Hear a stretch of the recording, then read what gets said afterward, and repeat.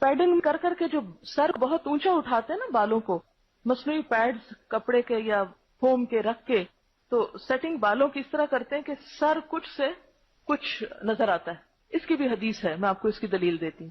نبی صلی اللہ علیہ وسلم نے فرمایا، میں حدیث کی عربی عبارت پڑھتی ہوں پھر اس کی اردو پڑھوں گی تاکہ عربی عبارت بھی کبھی کبھی آپ بولا کریں، کیونکہ میں جب یہ حدیث کوٹ کرتی ہوں تو عربی عبارت بولتی ہوں، لوگوں کو پھر اس سے یقین زیادہ آتا ہے کہ ہم اپنے پاس سے مسئلے نہیں گھڑ کے سنا رہے. صنفان من اہل النار لم ارہما قوم معہم سیات کاذناب البقر، ایسے لوگ کہ جن کے ساتھ گائے کی دم کی طرح کوڑے ہوں گے، وہ لوگوں پہ برسائیں گے.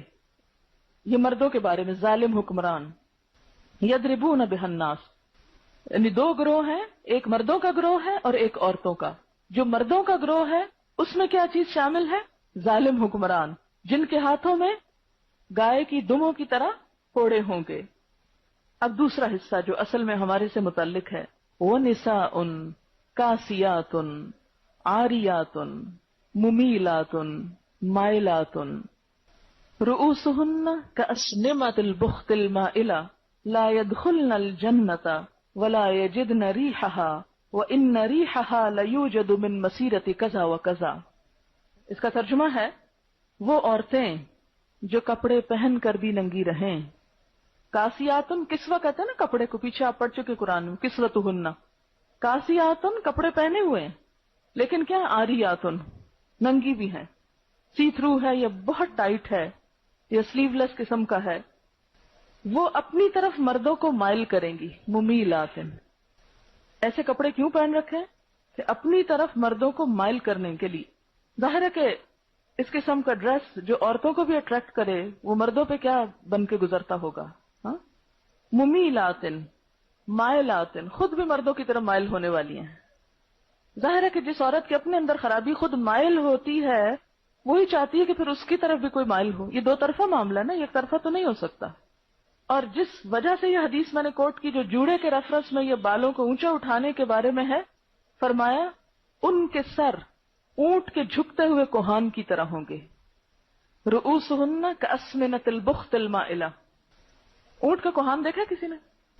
کوہان کا پتہ؟ وہ جو بیچ میں ابری ہوئی جگہ ہوتی اور جب وہ چلتا ہے تو اس کی ابھرا ہوا حصہ ہے وہ اوپر نیچے ہوتا ہے نا. تو اسی طرح اگر سر کے بالوں کو بہت اونچا اٹھا کے بنایا جائے تو چال میں خاص طور پر وہ بہت نمایاں ہونے لگتا ہے جیسے اونٹ کا کوہان ہو.